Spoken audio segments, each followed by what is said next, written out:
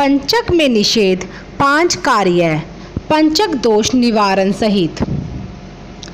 पंचकों में जिन 5 कार्यों को न करने का वर्णन है उनके विषय में उनके दुष्परिणाम भी दिए गए हैं। इनको करना यदि आवश्यकता बन जाए तो कुछ सरल से उपायों द्वारा उनको संपन्न भी किया जा सकता है।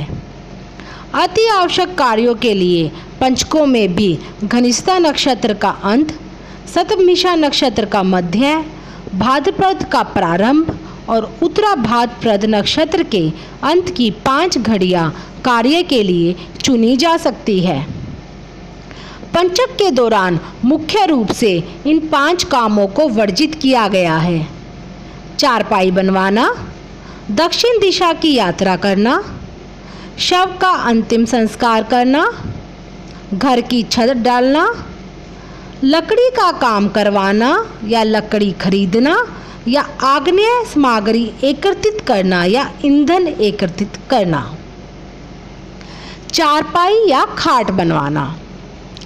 विद्वानों के अनुसार पंचक के समय चारपाई या खाट नहीं बनवानी चाहिए, क्योंकि ऐसा करने से कोई बड़ा संकट आ सकता है। पंचक में पलंग बनवाने से उस पर सोने वाला व्यक्ति बीमार ही रहता है, उसका कोई इलाज भी नहीं हो सकता। पंचक में यदि पलंग या चारपाई लेना अति ज़रूरी हो तो उसे खरीद ले, परंतु उसका उपयोग पंचक की समाप्ति के बाद ही करें। दक्षिणी दिशा की यात्रा करना। पंचक शुरू होने से खत्म होने तक किसी यात्रा की योजना ना बनाएं।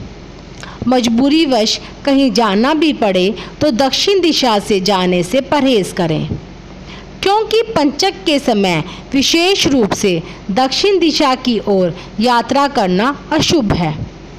ऐसा करने से हानि होना लगभग तय है। दक्षिण दिशा को यम द्वार कहा जाता है, इसलिए भी यात्रा को निषेध माना गया है। अति आवश्यक रूप से किए जाने वाली यात्राओं के लिए पूर्व में किसी शुभ घड़ी में चाला कर सकते हैं।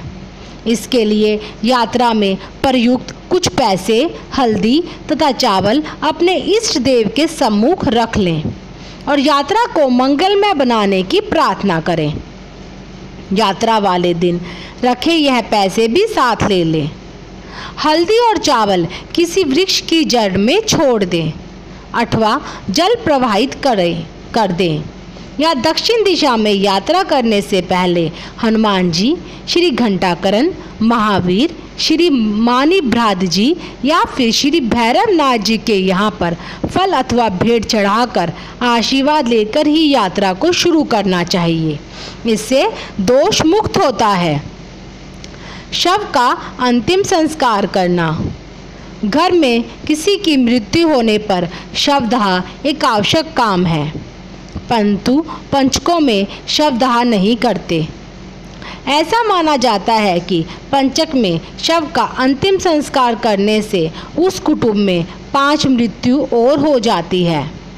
गरुड़ पुराण सहित कई धार्मिक ग्रंथों के अनुसार पंचक में शव का अंतिम संस्कार करने से पहले किसी योग्य विद्वान पंडित की सलाह लेकर आटे या कुश के 5 पुतले बनाकर शव के साथ अर्थी पर रखकर पूरे विधान के साथ इनका भी विधिवत अंतिम संस्कार करने से पंचक के दोष से मुक्ति मिलती है।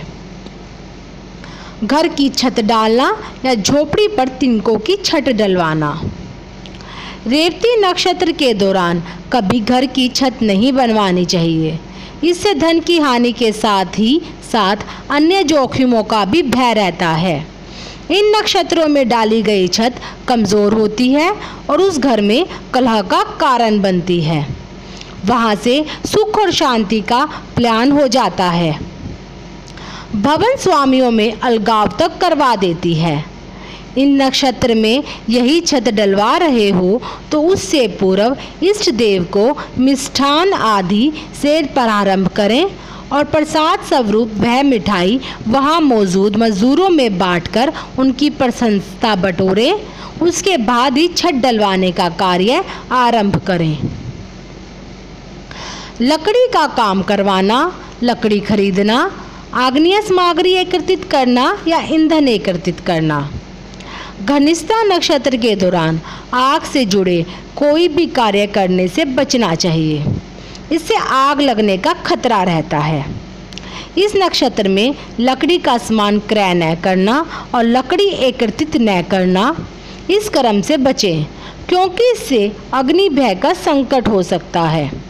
यदि यह कर्म करना आवश्यक हो तो लकड़ी के कुछ भाग से माँ गायत्री का हवन अवश्य कराएं, इससे पंचक दोष दूर हो जाता है। इस ग्रह के स्वामी मंगल है और इसके इष्ट देव हनुमान जी हैं।